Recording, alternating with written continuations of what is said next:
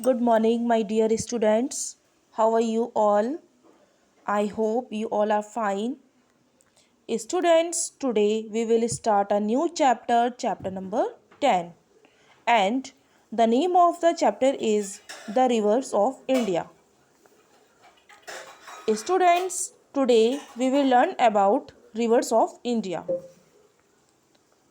Rivers always play a very important role in providing irrigation water, drinking water, and electricity. Easy and cheap transportation. It is also useful for various other activities. It means नदियाँ हमेशा सिंचाई का पानी, पीने का पानी और बिजली, आसान और सस्ता परिवहन प्रदान करने में बहुत महत्वपूर्ण भूमिका निभाती हैं।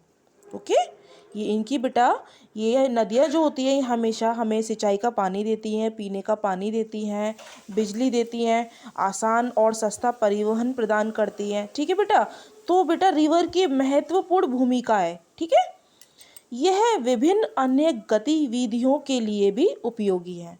ओके बेटा, students, as you can see very clear here, different rivers of India like Ganga, Mahanadi, Brahmaputra, Yamuna. Now we will move on to the exercise.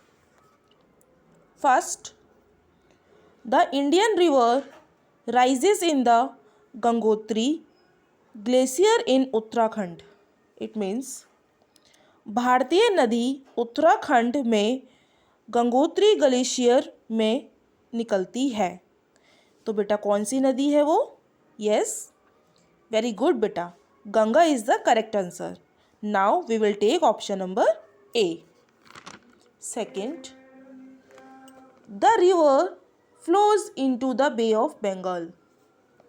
It means नदी बंगाल की खाड़ी में बहती है. तो बेटा कौन सी नदी है जो बंगाल की खाड़ी में बहती है?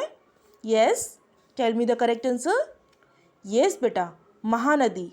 Mahanadi is the correct answer. Now we will take option number B. Third, the river originate in the Himalayas. इट मीन्स नदी हिमालय से निकलती है. तो बेटा ये नदी है, बोल रहे हैं कि this river originates in the Himalayas. इट मीन्स यह नदी हिमालय से निकलती है. तो बेटा ये नदी कौन सी नदी है जो हिमालय से निकलती है? Yes, Brahmaputra. Brahmaputra is the correct answer. Now we will take option number A.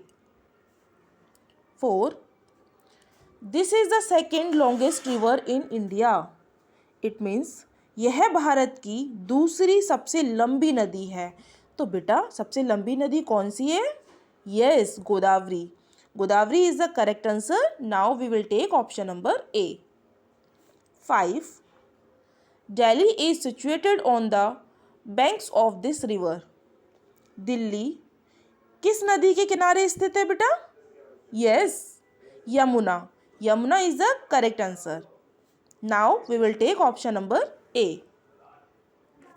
Next, Kolkata is situated on the banks of this river. It means Kolkata इस नदी के तट पर स्थित है. तो बेटा किस नदी के तट पर स्थित है?